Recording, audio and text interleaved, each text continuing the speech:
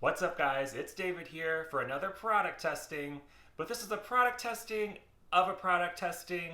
This is a product testing of the Kitchtree stand mixer attachment set. This is a fruit and vegetable strainer attachment set for your KitchenAid mixer. But why is it a product testing of a product testing? Because I'm shooting this on the brand new iPhone 14 Pro Max that I just got last night.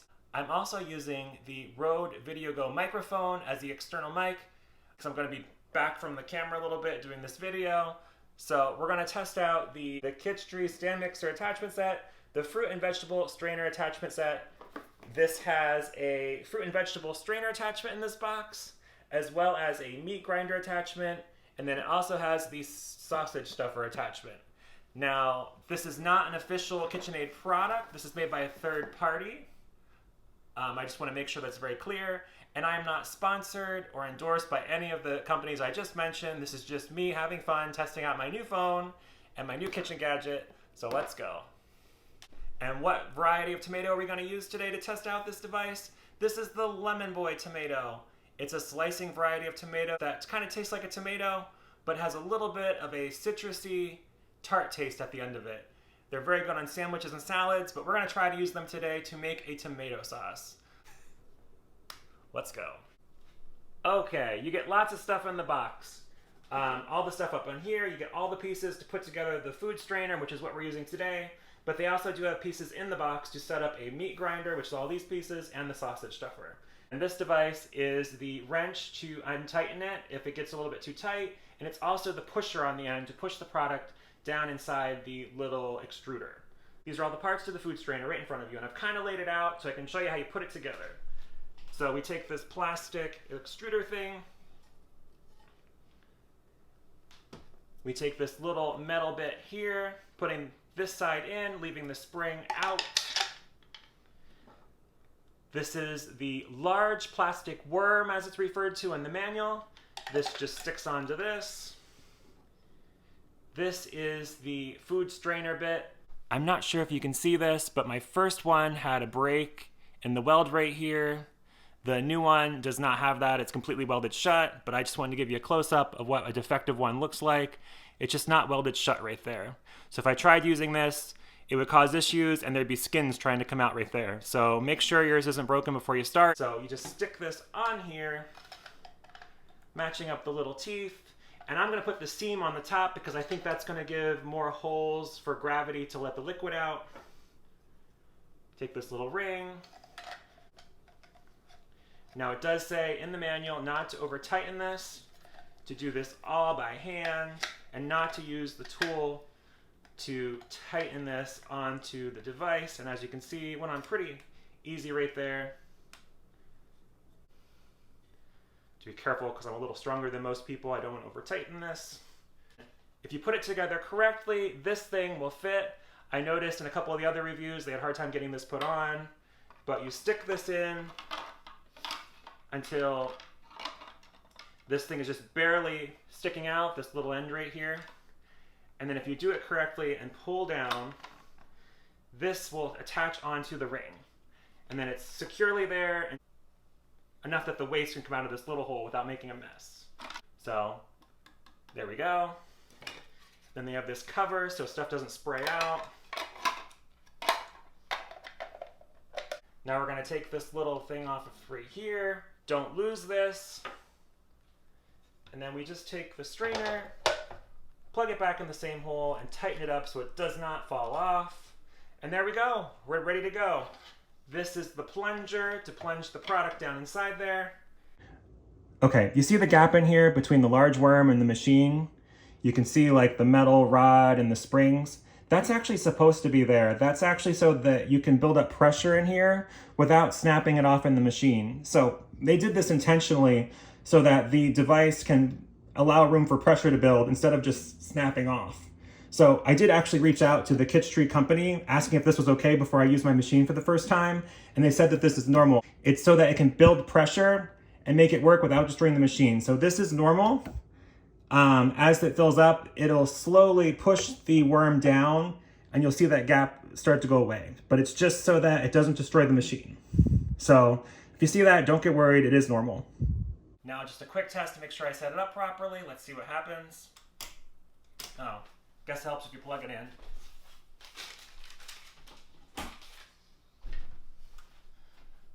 Okay, here we go. Okay, not making any awful sounds, so I think I set it up properly. We need a container to catch the puree. I'm going to use this 8-cup glass mixing bowl with the handle. I use this for a lot of stuff. And then I'm going to catch the waste right into our compost container so I can take it outside and put it in our main compost thing outside. These tomatoes are kind of big, so I think I'm actually going to cut them in 8ths just so they can fit in that small hole up there without damaging the machine. Most people would normally be using Roma tomatoes, which are a little bit smaller. So I've taken the liberty to cut these up a little bit smaller just to make it easier on the machine. So let's give it a go and see what happens.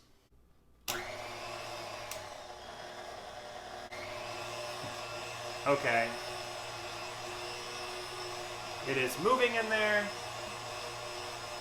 So, first piece of tomato in. Push it down through.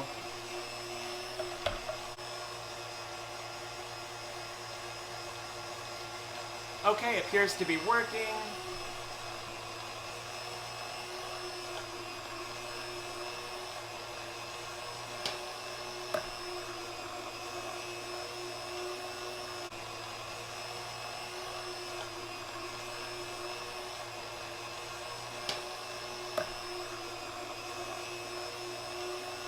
So as you can see, it takes out the pulp, and the seeds and the skins come out down here, and it just keeps making those little logs of skins and peels.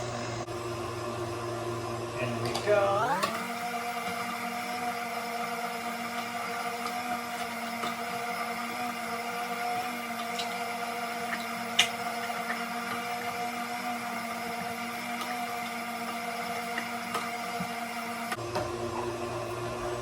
This is actually pretty easy. I kind of like it.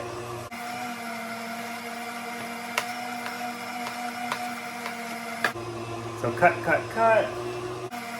Up here into the machine, and then plunger it down. Okay, I've done 12 of my tomatoes so far, and I have about 12 left, so I'm at the halfway point. I've done this, it's been pretty quick. I actually really like it. It's very efficient. The messy thing that's happened so far is there's machine oil leaking down from this groove right here. I was lucky it didn't go in my bowl of tomatoes, so make sure if you do this, you put enough space between your container that you're holding your stuff and the machine, so if something does drip, it doesn't ruin your tomatoes. I'm also gonna put a rag down so it doesn't stain the countertop. But so far, this is really efficient. I really like it. That's all the waste, that's it. It's taken out all of the juice, all the pulp, and I don't know, pretty amazing. Efficient. Okay, funny story from when I was little. Every year, my mom would make fresh tomato sauce. We would grow the tomatoes and we'd turn the tomatoes into sauce.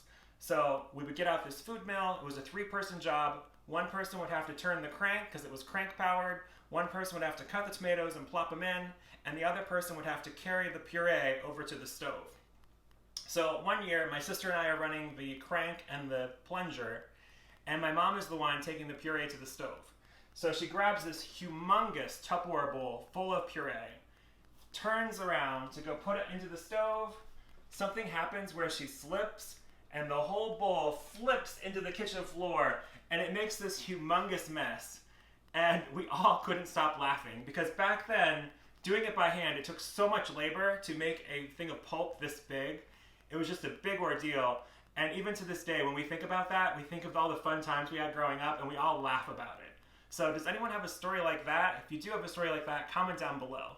But whenever I see this bowl this size, and I see one of these food mill things, I always think of it now. And even the other day when I told my mom I was doing this video, she was laughing and telling me about that story. It's just something we're gonna remember for the rest of our lives. Just a funny mom story. So that's my little side story. Let's get back to making the sauce. By the way, I love you, Mom. So 8 cups of sauce from 12 tomatoes, that's actually pretty good. So I'm gonna pour this in the Instant Pot and start the cooking process. And then we're gonna go back to pulping the rest. I did all the tomatoes.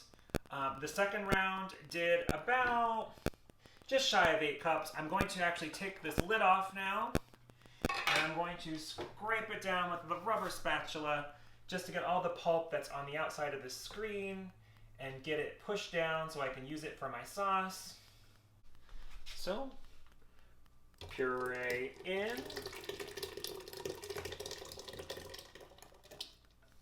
I've set the Instant Pot to steam mode. I've got my silicone spatula ready. This is a food service grade one, so it's rated for high heat, and it also means it has a longer handle, so I won't burn myself. Look how nice that looks.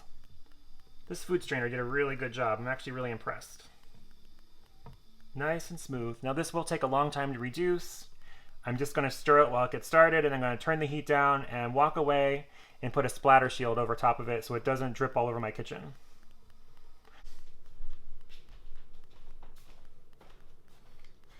So overall, from a food strainer point of view, this has worked out really well. Nothing broke, nothing got stuck.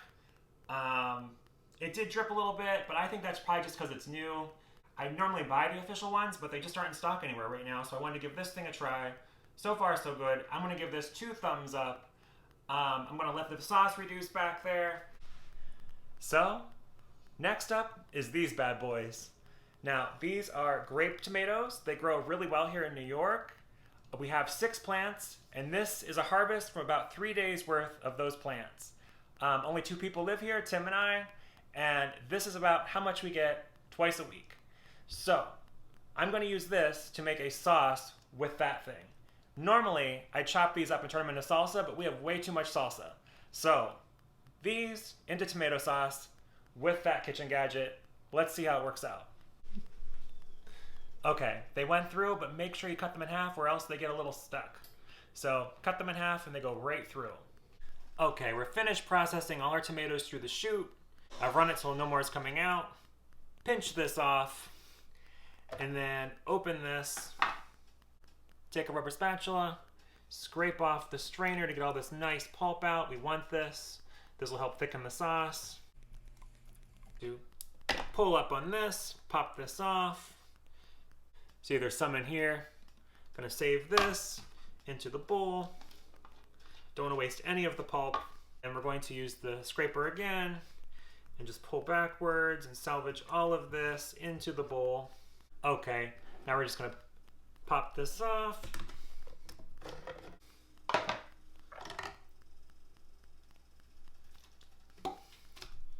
All of this can go into the compost.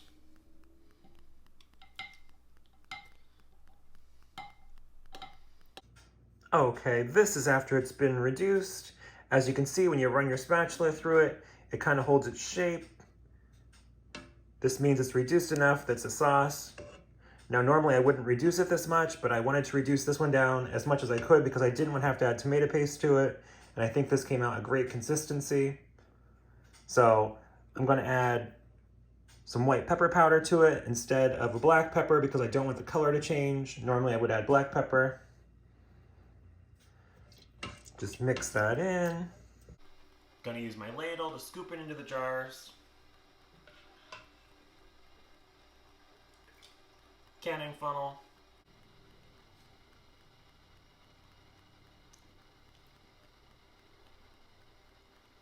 It tastes like a good marinara sauce. It's very robust. There's a little hint of a tartness at the end of it. It's really good. I think if you ate this blindfolded, you would have no idea this was made with yellow tomatoes, but it's just a kind of a fun surprise. Now, each jar is going to get half a teaspoon of plain salt. It's very important you don't use iodized salt. You can use plain salt or canning salt. I'm going to use plain salt because that's what we have. 1/4 teaspoon of citric acid, and those are going to be our preservatives. You can't skip this step if you're going to do a water bath canning method.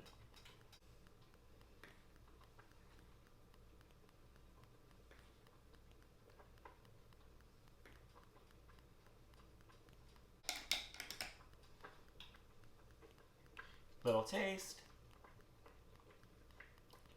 Yum. Perfection. Now I take a damp paper towel, wipe off the edges so that the lids will seal. Then I attach the sterilized lid.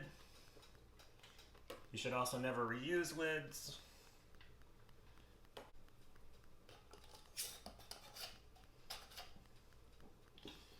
do a little light spin until it stops. Not forcing it on. And then canning tongs to drop it into the canner. And here is the red sauce made with the grape tomatoes.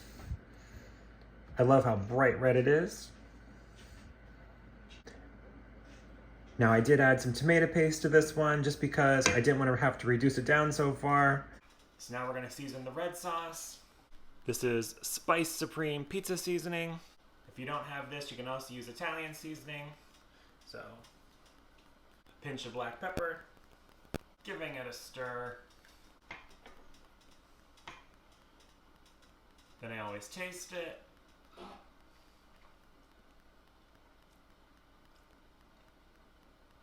Good, just needs the salt. I'm gonna put the salt in when I put it in the jars. But other than that, perfect marinara sauce. Now we move on to preservatives. Half a teaspoon plain salt or canning salt if you have.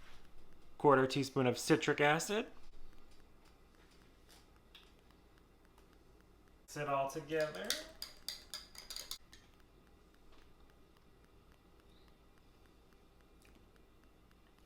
Yep, that's marinara sauce. Perfect. And then into the canner for 15 minutes. Okay, so the yellow sauce is delicious. It's creamy smooth, it's been reduced, it has that robust tomato marinara taste with a nice little tart zing at the end of it.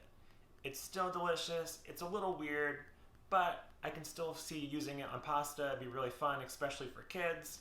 Definitely something you want to try out. If you have Lemon Boy tomatoes, give it a try. Next year, maybe consider growing Lemon Boy tomatoes. The plants get really tall, tons of these fruit on them. Just a fun thing for salads and sandwiches. A little bit different if you take it to a picnic. Just something fun and exciting to try out. I love trying out new things, so I really had a fun time doing this. The grape tomato marinara sauce, a lot of flavor. These tomatoes give out a lot of flavor. Unfortunately, they had to be reduced a lot, so we did that huge colander, reduced it down to there's only 4 jars, but taste amazing. A lot of flavor packed into this, but overall, a very robust, nice marinara flavor sauce. Now, the only negative critique I have about this one is the fact that the strainer, the holes were a little bit too big, so some of the seeds unfortunately got put into it, but we're still gonna eat it, still delicious. Probably put it on sausage and peppers or maybe a pizza sauce, but yeah, just to forewarn you, if you'd use the strainer for grape tomatoes, the seeds were a little bit smaller, so they made it through the strainer, and as you can see, there are a couple in there. So, in conclusion, for $59, I think this is an incredible deal. I did the math. If you buy all these kitchen gadgets from the KitchenAid brand, it would be like $140. We got them all for $59. That's a great deal. The food strainer does work. I can confirm. This was a success. It was easy to clean. I didn't mention this on the box, but it does come with this brush. This brush is excellent at cleaning out the little strainer. It's a godsend. You put it in there, it pops out all the seeds. It just really made it easy to clean. So don't lose the brush. Now, one negative thing about the brush though is it's a little difficult to clean the brush itself. I don't know if you can see it, there's a couple food particles in there. I've scrubbed it, I can't get it out. Not the end of the world, but it does save a lot of elbow grease getting the crud out of this thing. So, positive, a little bit negative, but it's in the box. If your little strainer does break, you can order a replacement on Amazon. They're like $15 or $16. I posted the link in the description. They don't advertise it on the listing for the attachment, but you can order one. It's there. It only comes in one size. You can't order different sizes. This size is great for aroma tomatoes, slicer tomatoes, and I think I read apples work well in it, but not recommended use it for berries. If you use it for berries, I saw lots of pictures of them exploding on the Amazon reviews, so just a heads up, it might not be a good idea to try this for berries. So, it does have a 1-year warranty. Just make sure you save your Amazon receipt. When you file a warranty reclaim, they're going to want your receipt number. Negatives, Just make sure that your bowl isn't underneath where the attachment meets the machine, because some oil or grease will drip down. You don't want that in the puree, so just make sure your bowl's to the side. I think it was a good deal, so 2 thumbs up for me. Hope you enjoyed this. This was shot on the iPhone 14 Pro Max. I'm going to try not to edit this much. I'm going to try to get the video up quickly. I have reviewed some of the footage, and the video footage looks great. The audio's been a little sketchy. There's some static in the microphone. I'm not really sure what's causing that, but overall, not too bad so far. So we'll see what it looks like when it gets uploaded. If you want to comment about the video quality down below, I'd really appreciate it. Other than that, that's it for today. So this is David signing off until next time. See ya.